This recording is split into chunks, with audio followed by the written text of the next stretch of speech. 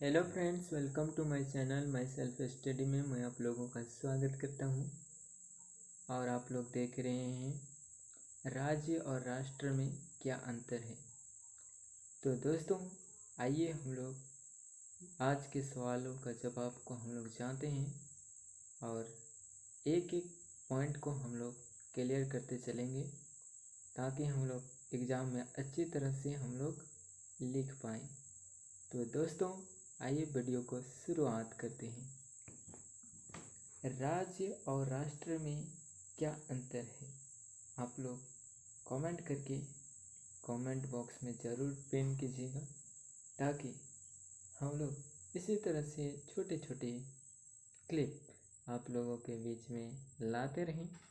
तो दोस्तों, राज्य और राष्ट्र में निम्नलिखित अंतर है। तो पहला है, राज्य के लिए 4 निश्चित तत्व अनिवार्य है। जनसंख्या, निश्चित भूमि, सरकार, प्रभुसत्ता राज्य के 4 आधारभूत तत्व हैं। इसके बिना राज्य की कल्पना नहीं की जा सकती है। दोस्तों, राष्ट्र के लिए इन तत्वों की आवश्यकता नहीं है, परंतु समान धर्म, समान भाषा, रीति रिवाज, समान इतिहास और समान भावनात्मक एकता की आवश्यकता है। पहला पॉइंट हम लोगों ने ख़त्म कर लिया और अगला दूसरा पॉइंट है। दोस्तों, पॉइंट पॉइंट करके जानेंगे। राष्ट्र एक आध्यात्मिक एकता है और राज्य एक राजनीतिक संगठन है। राष्ट्र एक आध्यात्मिक एकता है। इस एकता के कारण ही लोग राष्ट्रीय एकता के सूत्र में बंधे होते हैं। इसके विपरीत राज्य एक राजनीतिक संगठन है जिससे लोगों में राजनीतिक एकता पैदा होती है। तीसरा टॉपिक है दोस्तों, तीसरा पॉइंट है, राज्य के अंत से राष्ट्र का अंत नहीं होता है। किसी राज्य की प्रमुख सत्ता समाप्त होने से उसे राज्य का अंत हो जाता है, परंतु किसी राज्य का अंत होने से उस राज्य में राष्ट्र का अंत नहीं होता है।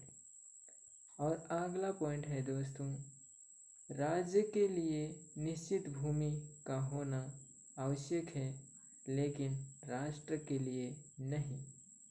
निश्चित भूमि राज्य का आधारभूत तत्व है, परंतु राष्ट्र के निर्माण के लिए निश्चित भूमि की आवश्यकता नहीं है। राष्ट्रीय भावनाओं का प्रसार राष्ट्र के बाहर भी हो सकता है।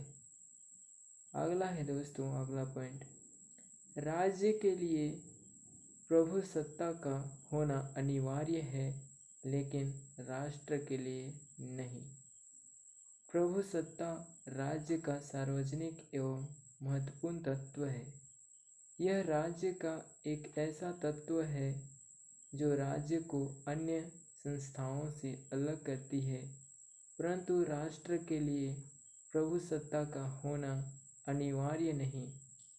जब कोई प्रभुसत्ता प्राप्त कर लेता है तो वह राज्य बन जाता है। अगला पॉइंट है दोस्तों, आखिर में, राज्य के पास दंड देने की शक्ति है, लेकिन राष्ट्र के पास नहीं। राज्य के कानून का उल्लंघन करने वालों को राज्य के द्वारा दंड दिया जा सकता है, परंतु राष्ट्र के पास किसी को दंड देने की शक्ति नहीं है। दूसरे शब्दों में, राज्य एक राजनीतिक संगठन है। इसके पास दबाव का कार्य शक्ति है और इस शक्ति के आधार पर ही राज्य अपने उद्देश्यों को पूरा करने में सफल होता है, परंतु राष्ट्र में किसी उद्देश्य की पूर्ति नहीं करनी होती है।